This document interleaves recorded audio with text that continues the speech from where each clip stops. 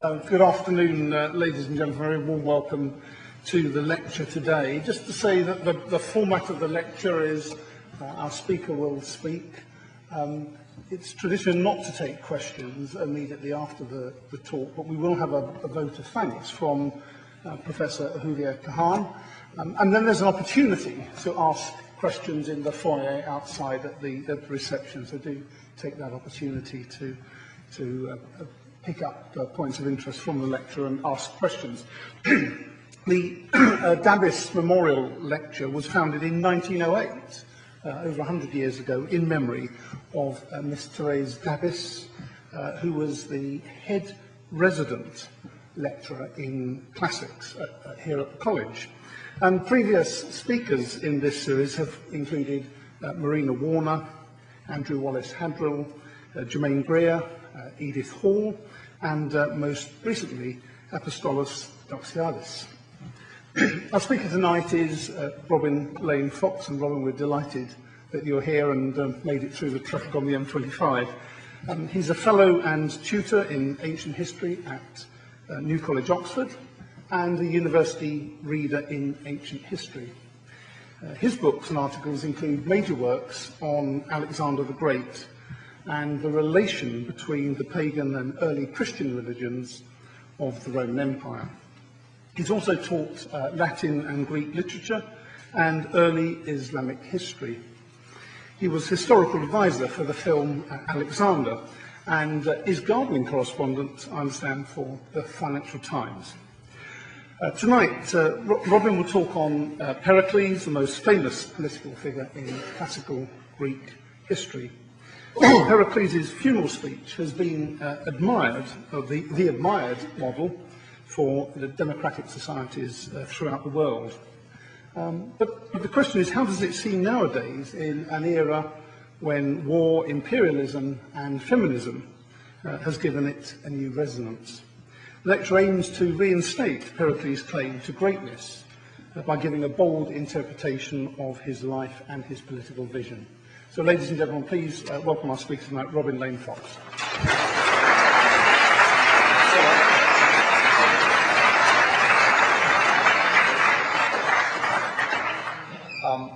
If I speak at this level, can you hear me miles away at the back? Anyway, I'm so sorry to have been late, but to a stranger, this is a bit like Alice in Wonderland, even with a map. And also, what a pleasure and honour it is to be invited to speak here. We in Oxford think of Royal Holloway College as really perhaps our closest classics department throughout the United Kingdom, really Europe. So many of the distinguished professors and teachers have either taught themselves in Oxford or been taught in Oxford, and it is the department whose work we watch most closely as it relates so closely to our interests. I expect to speak...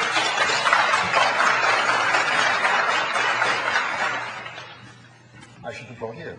I expect to speak for about 55 minutes, and in your honour, for the first time, I've actually got a text, so we'll see how we go. My title is Why Pericles Matters, and I'm aware that some of you will not know ancient Greek history. Some of you will know it in even more detail than I do. I'm trying to please two constituencies. On an early winter day in 431 BC, the male Athenian citizens, women, metics, and foreigners prepared to listen to the traditional funeral speech for their war dead, the first in their war with Sparta and her allies. 3 days before, the bones of the fallen had been set in a tent for visitors to pay their respects. Then 10 coffins of cedar wood, one for each tribe of the Athenian citizenry, had been loaded with their respective bones and escorted on wagons to the finest suburb of the city, where the public sepulchre stood. An 11th coffin was brought empty, in honour of those Athenians whose bodies had not been recovered. The bones were set inside the sepulchre, and then a speaker, pre-elected for intelligence and public standing, walked up to address the crowd. In 431, he was the preeminent political orator and military commander, aristocratic Pericles, son of Xanthippus. My first slide, please. Known for wearing his war helmet, visible above, in everyday life, Pericles, surely helmeted, by now a man in his mid-60s, mounted a platform and surveyed his audience.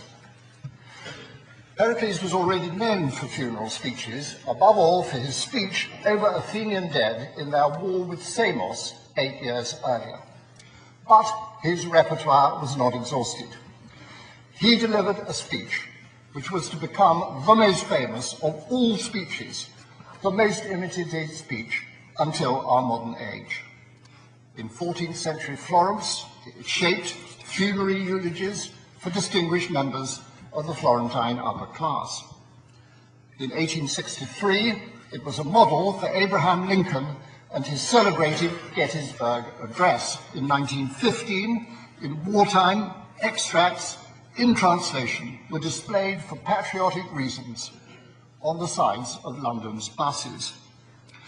Only the speech of Pope Urban to announce the First Crusade at Clermont in November 1095, or the two speeches of our Queen Elizabeth I, one at Tilbury on the eve of the Spanish Armada's arrival, the other her golden speech to her Parliament at the age of 67, are even within reach of the funeral speech's preeminent fame.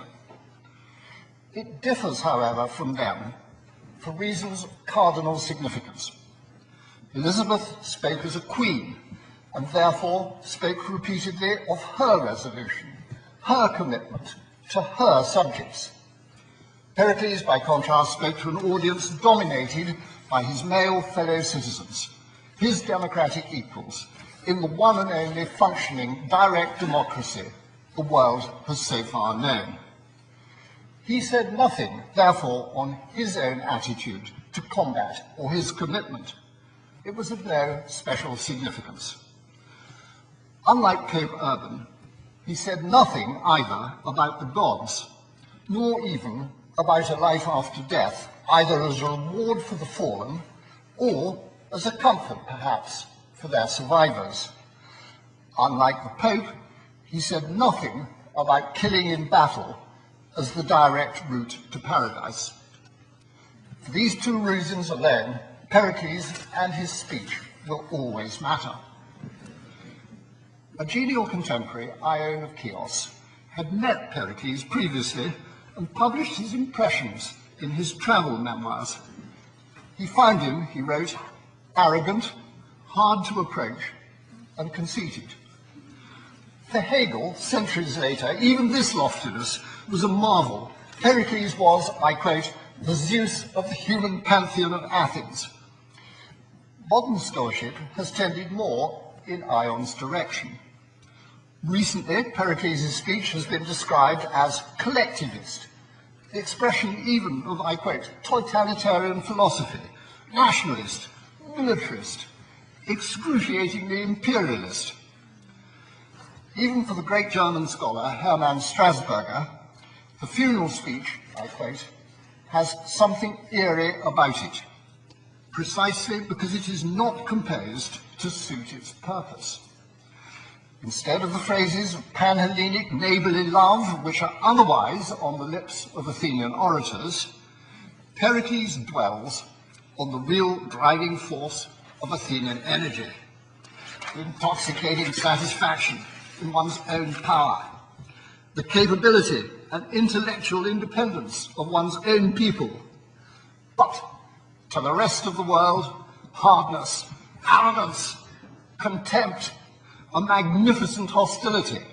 In short, the competitive ideal, Strasberger suggests, of early Greece, thereby proving unintentionally his historian Thucydides' contention that human nature does not change.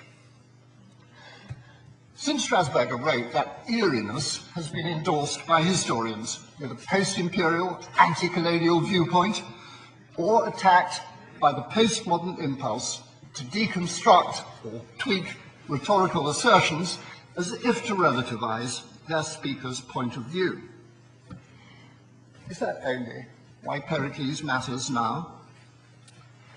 First, a word on our knowledge of Pericles' speeches. 4 centuries later, Cicero cautiously refers to written speeches, I quote, which are said to be by Pericles. But then, Quintilian, like me, said he agreed with those who considered them to be fakes.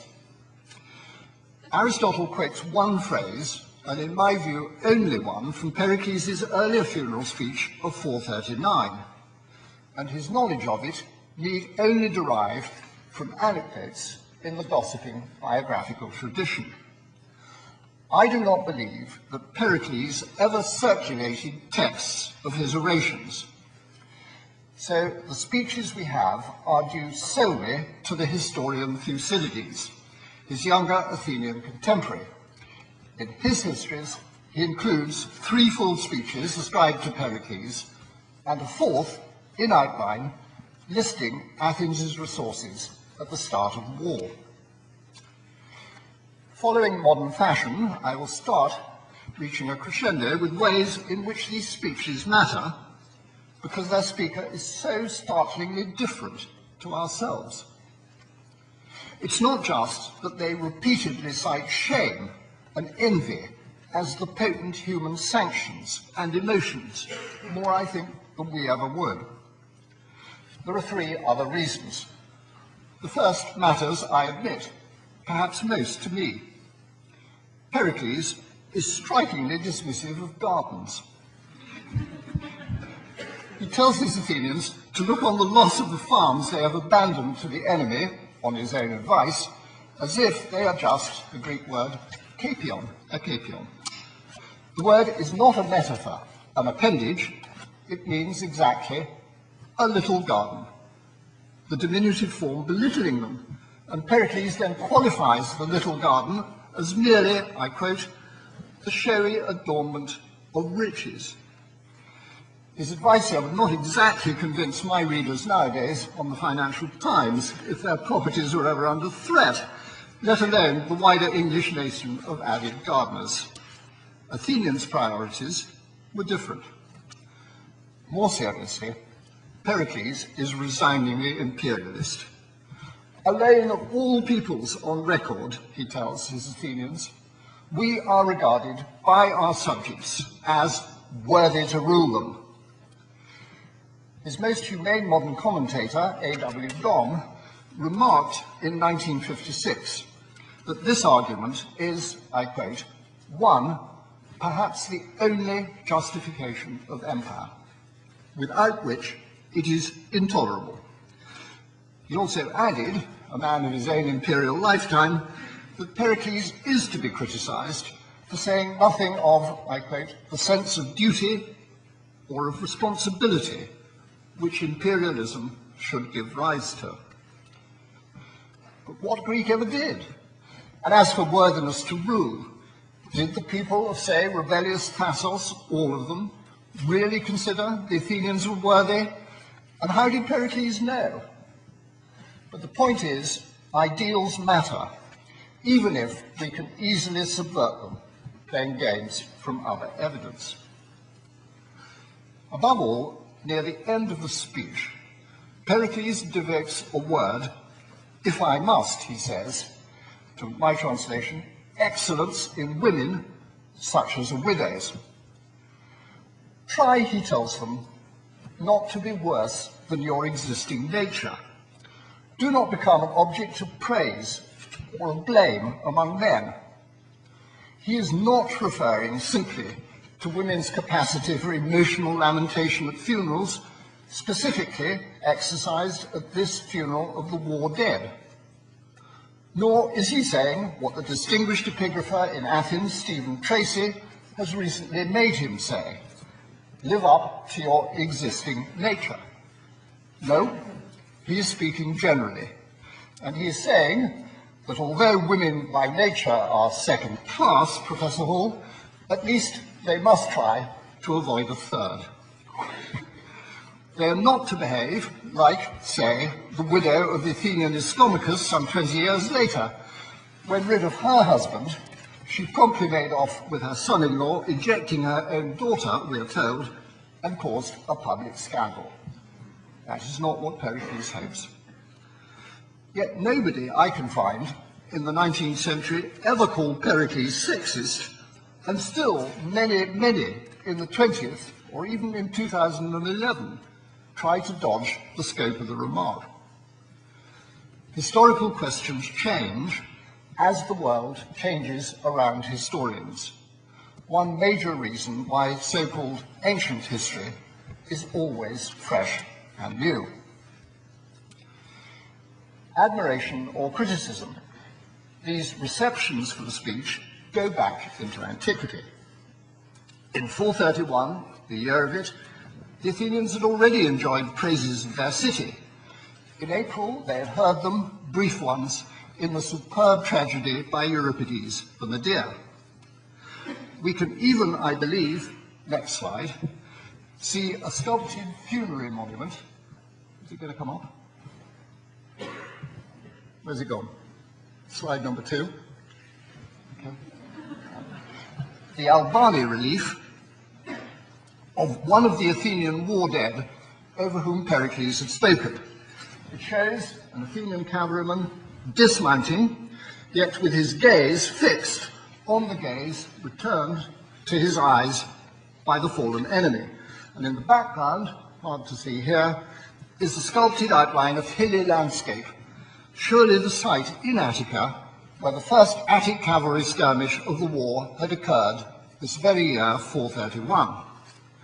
The fixed gaze, the frozen moment in a wider pattern of action, the billowing robe, the form of the bodies, and above all, the horse and its pose, are the hallmarks of a sculptor who had trained under the master Phidias on the great Parthenon frieze, completed some 6 years before.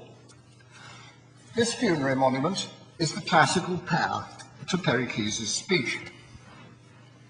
Yet, some 50 years later, the philosopher Plato reacted with feline disgust.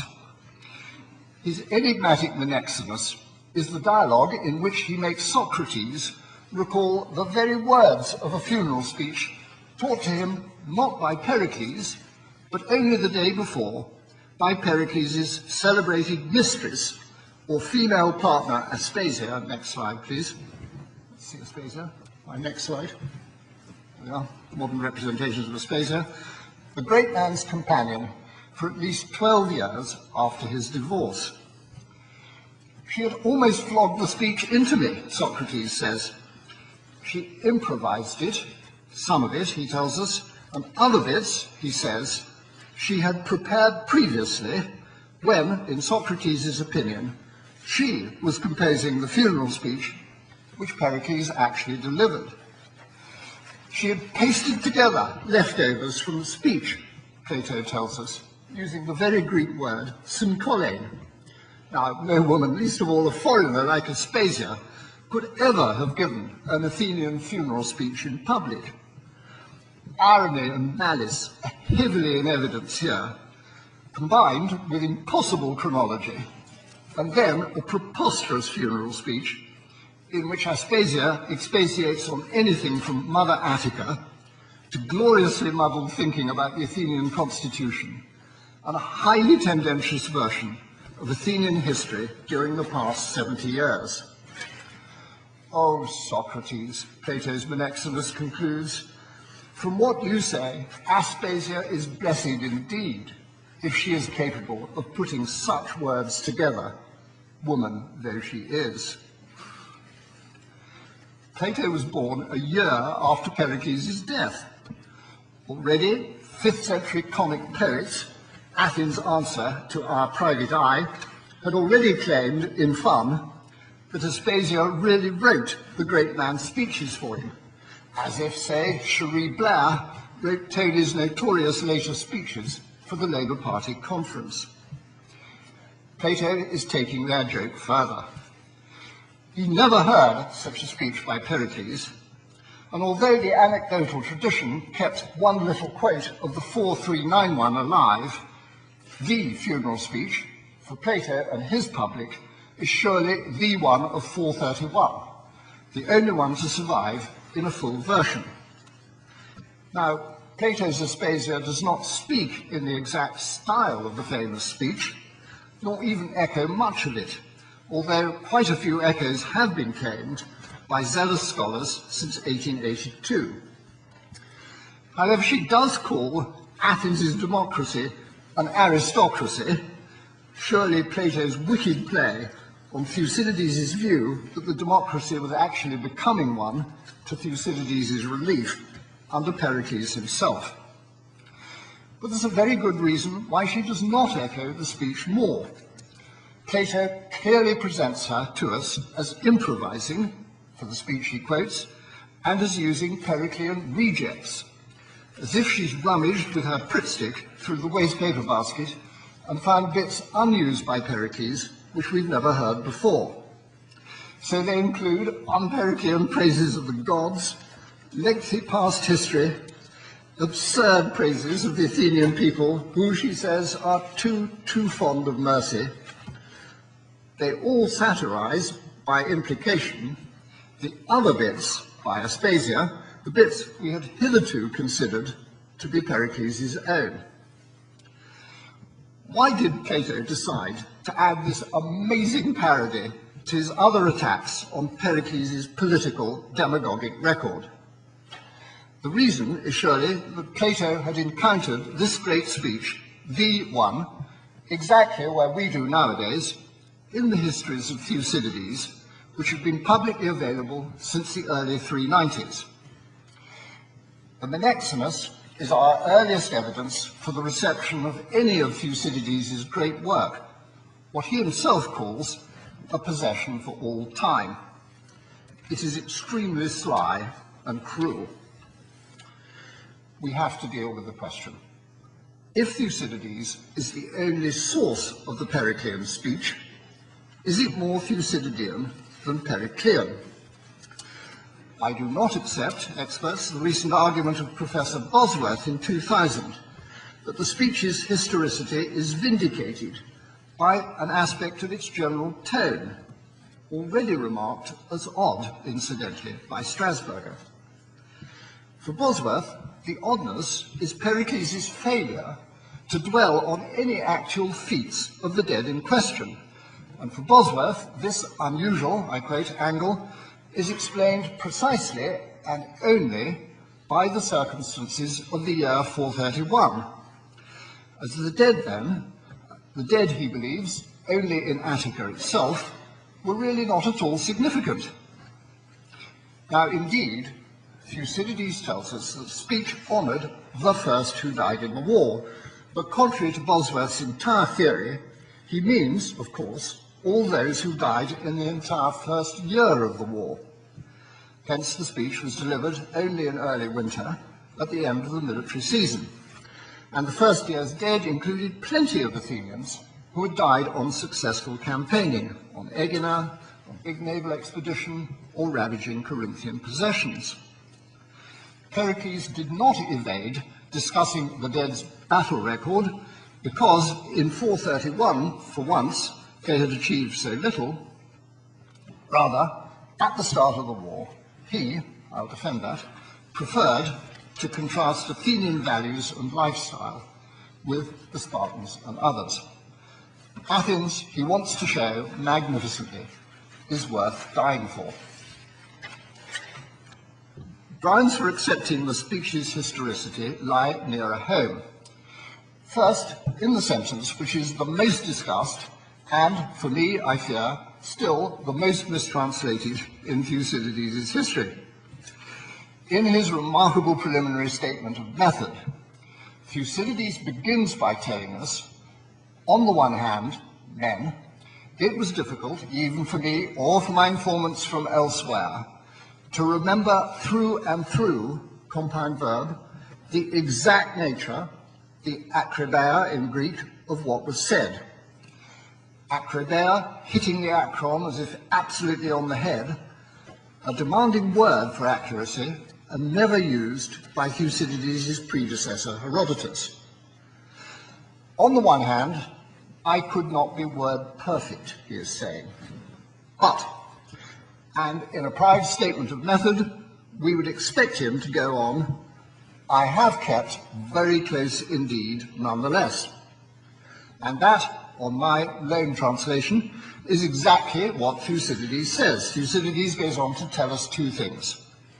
He has selected the speeches which seem to him most pertinent, ᶃᵃ, in each circumstance, and he has then stayed as close to their actual words and total argument, ᶃᵃᵉ, I know, as he possibly can.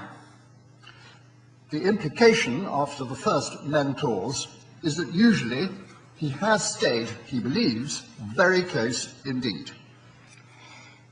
In winter 431, in his native Athens, it was particularly easy for ᶑᵒᵐᵏ to keep as close as possible to Pericles' speech. In my view, he was there himself. The young admirer, now in his late 20s, seated, I have come to believe, about 4 rows back from the platform, gazing up in wonder at his political hero, a man of his own high social class.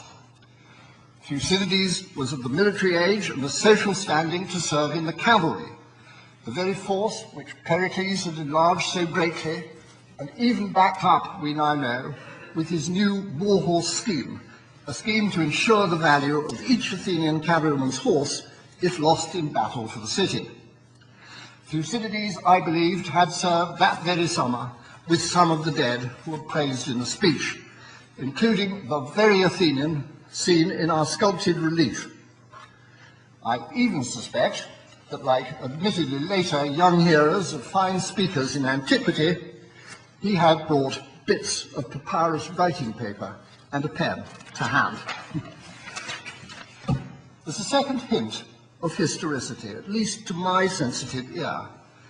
I believe Pericles can be heard answering critics at the very moment when he spoke. We are lovers of beauty, he says so memorably, with due economy, ᶑᵃဍᵉ. We are lovers of wisdom without softness. Economy, softness, the qualities here are unexpected pairs, but they are intelligible if, as elsewhere, Pericles' intention was to answer critics, voiced in the late 430s, long before ᶑᵒᵐᵏ might have sat down and written the speech up from memory. We are lovers of beauty, yes, he says, but we're not extravagant ones, as the critics say, and as we might say too, after calculating the costs of Athens' new buildings from surviving fragments of the accounts.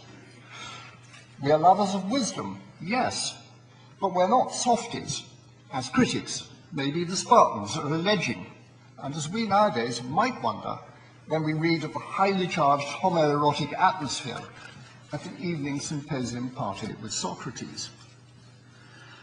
What we read then does really keep as close as possible, very close, in contrast to word perfect, to the total argument of Pericles. Pericles, of course, in a special presentation. Unlike all other speakers in ᶑᵒᵐᵏ's histories, Pericles is never answered. The reason is that the historian looks back in veneration at the great man. Recent postmodern attempts to claim that Pericles' sentiments in the speech are not wholly admired by ᶑᵒᵐᵏ and are given only to be undercut in the books which follow are misguided. Rather, in the first winter of the war, Pericles sets out what matters, the qualities which make Athens great and worth dying for. It also matters because the rest of the histories will show how the city-state with such ideals was derailed by fortune and by bad leadership, leading to needless defeat. Recently, by the social anthropologist Marshall Salins, ᶑᵒᵐᵏ has been accused of neglecting cultural history and the basic fact that human nature varies with each social group's culture. But the funeral speech is one decisive answer to that charge. Its subject is Athens' distinctive culture, the education of Greece. A word now about things which still matter in Pericles' earlier career. Born about 494, Pericles was a mere boy when Xerxes and the Persian invasions were defeated. He matured politically in the 470s, in years of hollow rhetoric about a pan-Hellenic or united Greek campaign of revenge against the barbarian. He's first attested for us as the backer or angel of Aeschylus' masterpiece, The Persian Women, a play of 472. And I accept the play's tone in part aligns him with that masterly democratic politician Themistocles, rather than with those of his fellow aristocrats, people who still found themselves merely living under the folly of democracy. Deserting them and the aristocratic sympathies of his mother's family, Pericles emerged as the leading democratic orator from the 440s onwards. The master sculptor Phidias was still active, as, of course, was the supreme dramatist Sophocles, but each with more than 20 years of experience already behind them. They've been joined by Euripides in years in which, we must remember, political philosophy is invented for the first time in the world, in which comedies first became hilariously political, and in which problems of ethics, knowledge, and reality were about to burst on the Athenian young and their enlightened older patrons. And they're the years, of course, of the invention of theoretical maths and those stunning buildings which we still admire on the Acropolis. As contemporaries said, Athenians of this era were fearless innovators. Innovation is no problem. They lived through a paradigm shift, culturally, mentally, politically. We call the years from about 450 to 430 Periclean Athens. This very winter, in beleaguered Athens, an entire exhibition has been devoted to Pericles in the recently built museum just below the Acropolis. However, his was only one voice in a sovereign assembly of thousands of voters. What the exhibition did not explain is what was Periclean about Periclean Athens. From the solid core in the surrounding treacherous biographical tradition, I will pick on various firsts for which Pericles still matters. Let's have those beautiful buildings as well as a picture. We have this photo. On again. Next one. Brilliant. Well, slightly brilliant. I will pick on various firsts for which Pericles still matters, and from them a Periclean thread will emerge. But first, a little curiosity.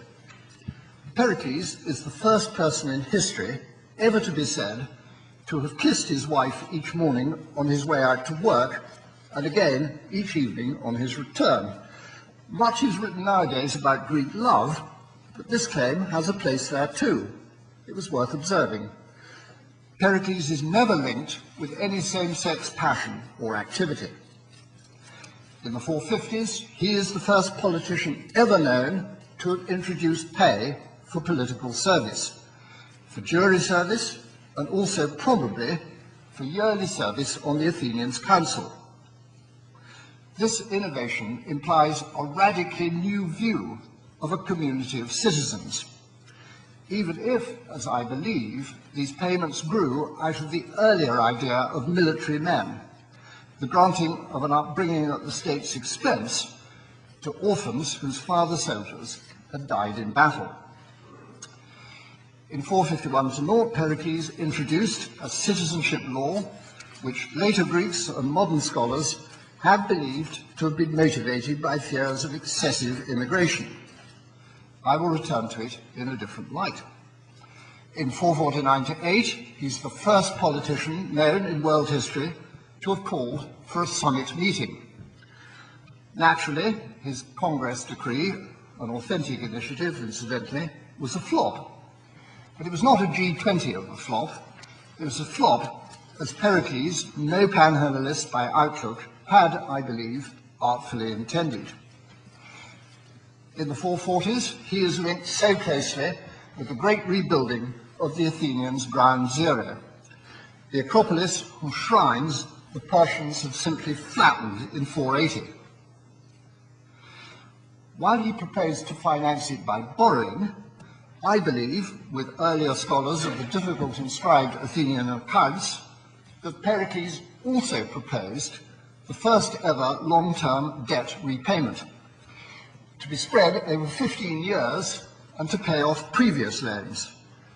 Being a Greek repayment plan, the figures, of course, are still contested. I could go on, but I wanted only to stress these items because they are all initiatives which still recur in our own political life. Rebuilding Ground Zero, immigration, state benefits, summit meetings, scheduled debt repayment. We can't say the same of any political figure in any previous non-Greek monarchy, let alone in the despotic monarchies of Egypt or Babylon. Even after 2,400 years, the Athenians are still so inspiringly close to us. The thread, I think, is a principal thread in Pericles' thinking. Citizenship brings civic responsibilities, but in return it brings the right to benefits, not for the poor as poor, but for those who contribute time and political effort. The benefits were not his personal patronage. For the first time, they were state payments, the reward for being an active citizen. Pericles is the first known politician to have associated closely with leading contemporary intellectuals. He picked up their progressive ideas. He had a new idea of a city-state, what Burckhardt later detected in early Renaissance Italy, and entitled famously, "The State as a Work of Art." But Pericles had been there first. I will now return to why the great funeral speech still matters. But first, I will call on the young Macaulay to set the scene. There is every reason, Macaulay wrote in the 1820s, to believe that in general intelligence, the Athenian populace far surpassed the lower orders of any community that has ever existed. Here Macaulay disagrees profoundly with Plato. I quote, "We enter the Athenians' public space. There's a ring of youths, all leaning forwards, with sparkling eyes and gestures of expectation, as I'm sure they do in Royal Holloway College. Socrates is pitted against the famous atheist of Ionia and has just brought him to a contradiction in terms. Pericles is mounting the stand, then a play by Sophocles, and away, more controversially, to sup with Aspasia." Macaulay concludes, "I know of no modern university which has so excellent a system of education." Let us take a cue from Macaulay. Why does the funeral speech still matter for a modern community, not just for a city-state, but for a university, even for a college as distinguished as Royal Holloway? It is, I suggest, because Pericles is still the ideal type of an ideal university principal. According to the witless Plutarch, 5 centuries later, indeed he was. Comparing him with Fabius the Delayer in Rome, he was, I quote, gentle to his colleagues.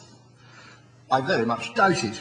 If so, Pericles would have been crushed in less than a week in the Athenians' competitive democratic arena. Here, I note, as others have not, the generals who were sent to lead the Athenians' 2 expeditionary fleets to Corcyra in summer 433, as urged by Pericles. They were highly delicate assignments, likely to be the prequel to an all-out war. We know a little only about 3 generals of the 6 sent, but it is consistent. Notably, one of the 3 with the first force is a man whom Pericles had no grounds whatsoever to love, Lacedaemonius, the son of his old political enemy Cimon. And on the second force's 3 generals, one is no less than ᶃᵒᵐᵐ, a political enemy of Pericles, who would go on to prosecute him for embezzlement, in my view, 3 years later. The second general is Glaucon, or very Glaucon surely, who had assisted the prosecution of Pericles' associate, Phidias, again for embezzlement, in my view, 4 years earlier. 4 of the year's 10 generals, including Pericles himself, did not go out to war. On the year's board of 10, had they combined with their political friend and obliged at least 3 of Pericles' enemies to take the commands, thereby giving them history's shortest straw. The episode certainly shows that Pericles' colleagues included bitter enemies, and hints, to my eye, that in turn he could play a hard game against them. Not gentle then, perforce, but we should attend again to his speech. In it, he praises the Athenians' versatility, relating it to their life in a free city and a constitution in which they can turn themselves to so many things, as indeed they could, whether singing, choral dancing, fighting, debating, gaining a livelihood, and so forth. They do so, Pericles tells us, with graces. That is, they are not brash.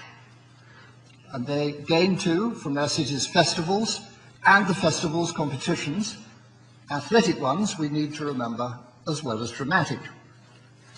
They are shaped by the arts, and in turn, they are lovers of beauty and lovers of wisdom.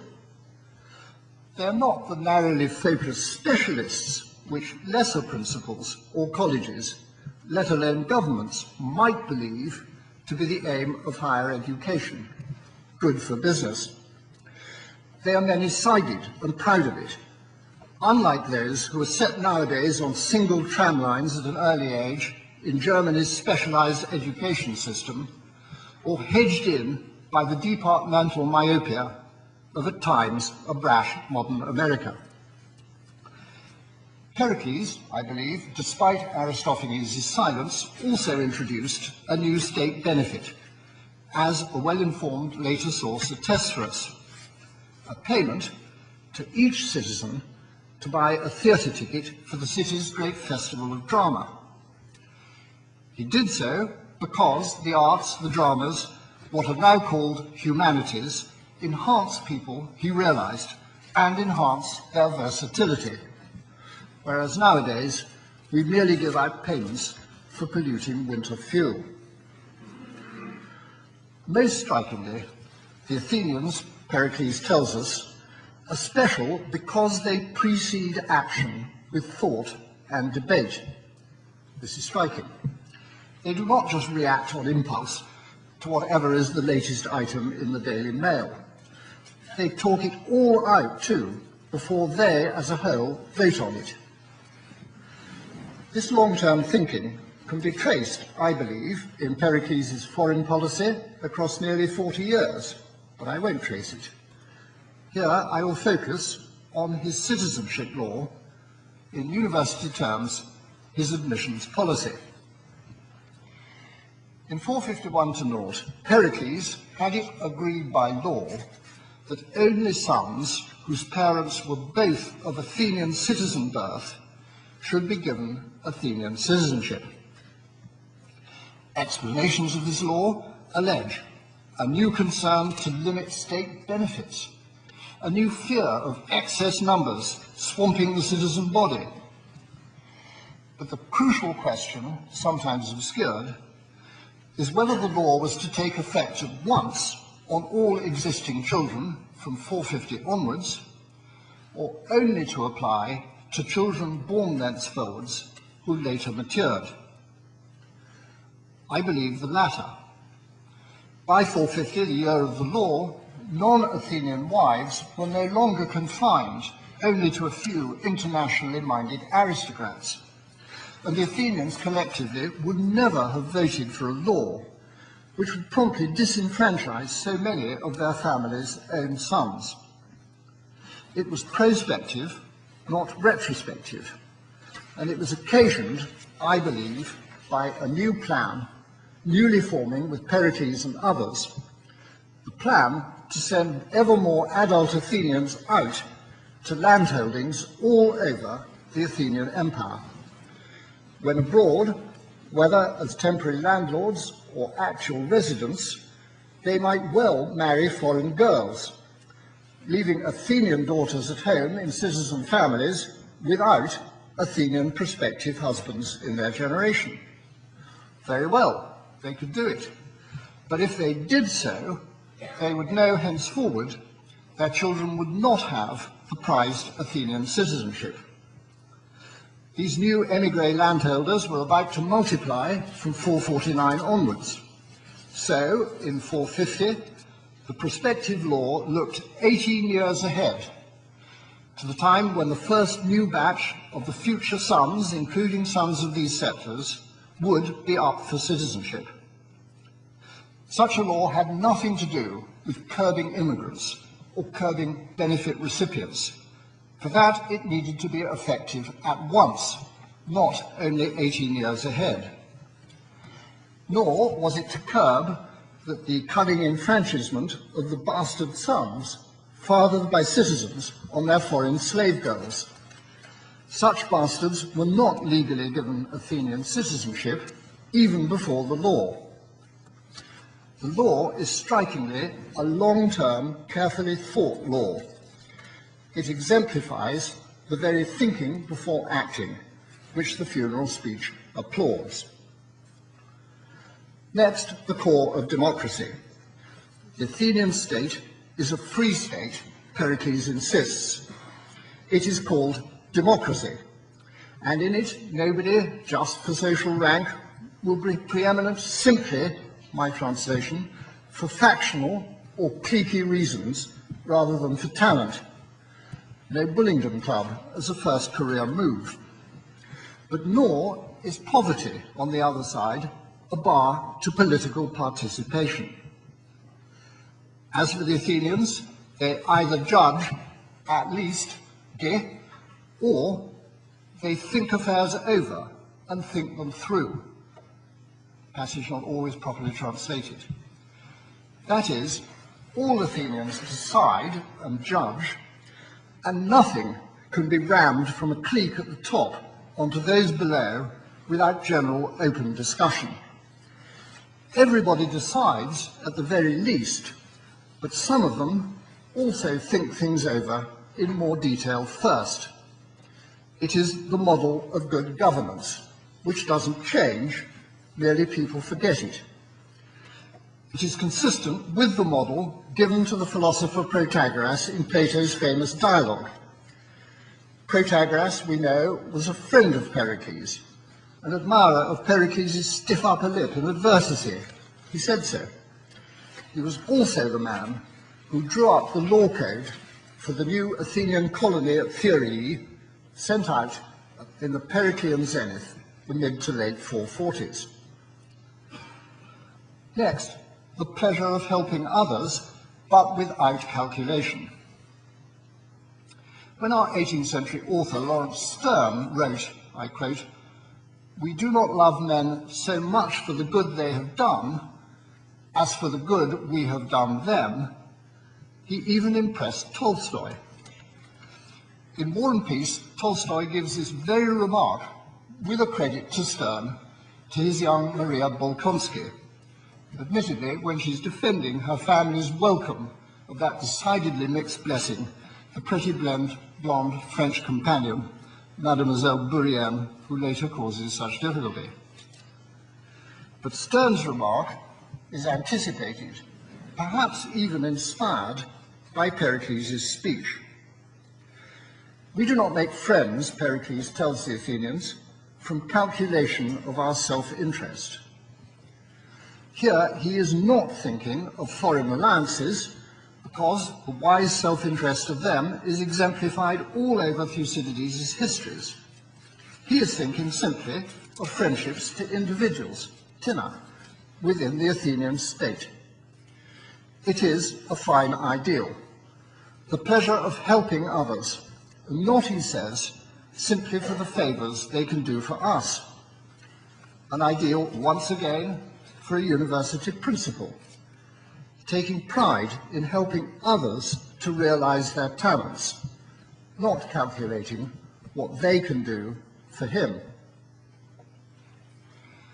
Think long-term, propose, and try to persuade, but everyone involved is to decide.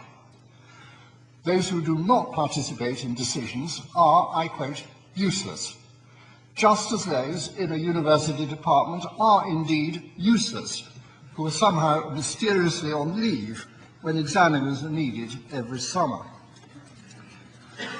Pericles' view is communitarian, speaking up for the collectivity. It is not collectivist with their sinister Stalinist undertones. Famously, Pericles also recognizes the freedom of Athenians in their personal life. Not a freedom, he says, to do anything, because the laws and shame are sanctions on the Athenians' behavior. But within those sanctions, we have a cardinal freedom from intrusion, a freedom enjoyed without attendant scowls or reprehension from fellow Athenians, as long as people play their due political part. This is in no way totalitarian. Like a good department, Athenians will not presume to tell others how to manage every hour of their time, nor how to conduct their personal lives. It is the first known expression of a liberal ideal. The great art historian J.D. Beazley drew a parallel here with the procession and horsemen who are sculpted on Athens' contemporary Parthenon frieze. They show, I quote, a union of common aims and individual freedom in an order which never breaks down, though looking constantly as if it would. A marvelous judgment. Computerized study of the ranks of those sculpted horsemen has now supported Beazley's eye. Last, and by no means least, pay. Pericles was the ideal type of a university principal because his advice was proposed to all staff members, only enacted when discussed, and then voted on by a majority. On top of it all, he took no salary. He cost nothing. No parasite.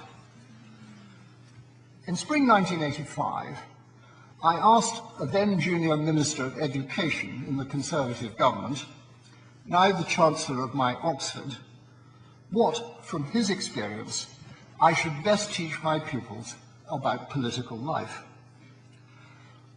Absolute power corrupts absolutely, he replied at once. She's mad. In 1985, already, doesn't like to be reminded. Unlike Thatcher, Pericles could never be so corrupted. Not only he was above bribery, as Thucydides remarks, he had no absolute power anyway. Just remember, Athens had no prime minister, no parties, no 5-year mandates, nor even a government. It functioned no worse than states that do, arguably better. And instead, like every yearly office holder, as a general, 1 of 10, Pericles was the object of a Greek principle which we ignore at our peril. External scrutiny, accountability to outsiders for whatever officials have spent during a year of office.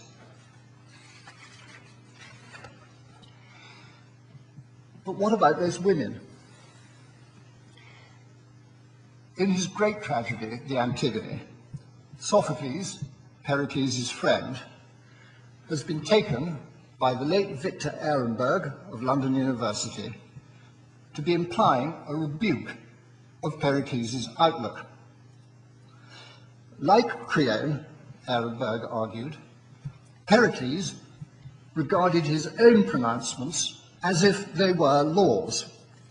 He regarded his decisions of state as overriding the unwritten laws, including the unwritten law to bury one's unburied brother, even if he had died as a traitor to his native city, Antigone's decision. But Ehrenberg was interestingly wrong. Like Antigone, Pericles would never have considered the despotic Creon's pronouncements to be laws, nomoi, in the teeth of his Theban citizens' manifest disgust and opposition. Like Antigone, Pericles too recognized the force and sanction of unwritten laws, laws, he says, which constrain the Athenians' conduct by giving shame. In previous funeral speeches, even in Plato's parody of one for Aspasia, it was customary to cite the distant mythical past, and in it, as one episode, to cite the Athenians' valiant intervention at Thebes against the tyrannical Creon. Athenian audiences, primed by hearing these speeches, were certainly never on Creon's side. Like them, Pericles, an Athenian, would have acknowledged Antigone's rightful action, but, like the play's chorus, he would have been unsettled, perhaps more so, by the awesome intransigence which made her, a woman, the subject of public discussion, and ultimately took others with her to the grave. That same dynamic, the rightfulness of her case, but the awesomeness of her female intransigence, is a central dynamic of Sophocles' play. It is not anti-Periclean, it is a dynamic which Pericles too could accommodate. But what, finally, of the women who actually heard Pericles speak?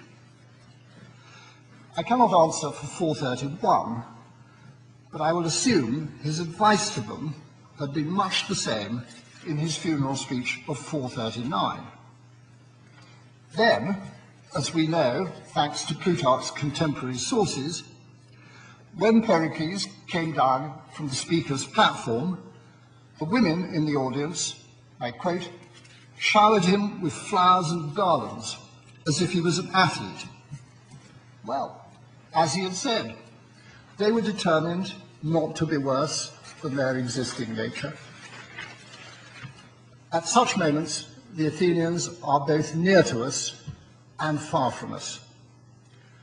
But lit by Pericles, their ideas still help us too to be better than our untutored selves. Thank you.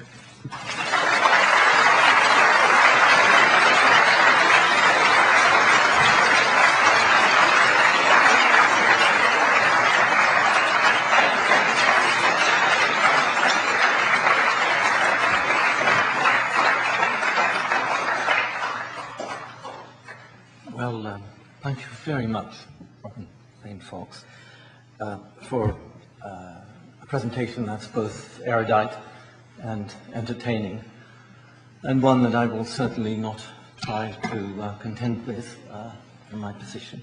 I will only say very briefly this. We all know that Sir Edmund Hillary's answer to why Everest matters was because it's there. Students of antiquity don't have that privilege.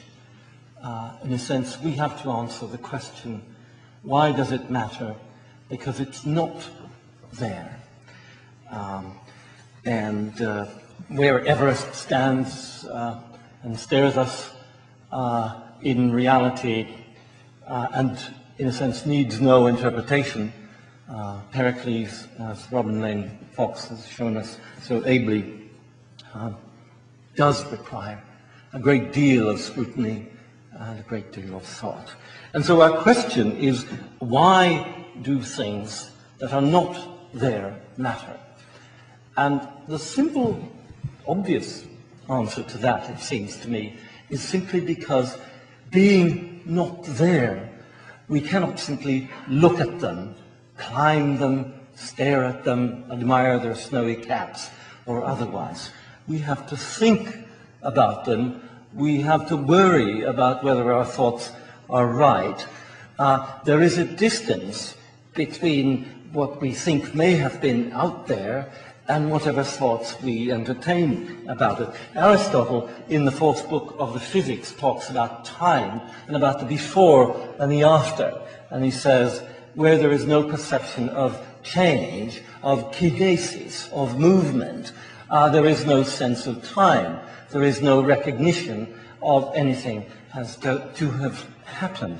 Well, once we recognize that something is not there, we are forced into the mode of thought, of contemplation, of reflection.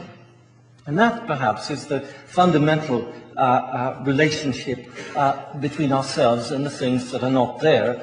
And Robin Lane Fox, thank you. You have shown us very ably, in both erudite and entertaining terms, how we might go about doing that and how we might look at the past, which is not readily there, and perhaps learn from that and try to be better ourselves. So on behalf of Royal Holloway, the Classics Department, the Principal, and everyone here, I'd like to thank you for your wise words.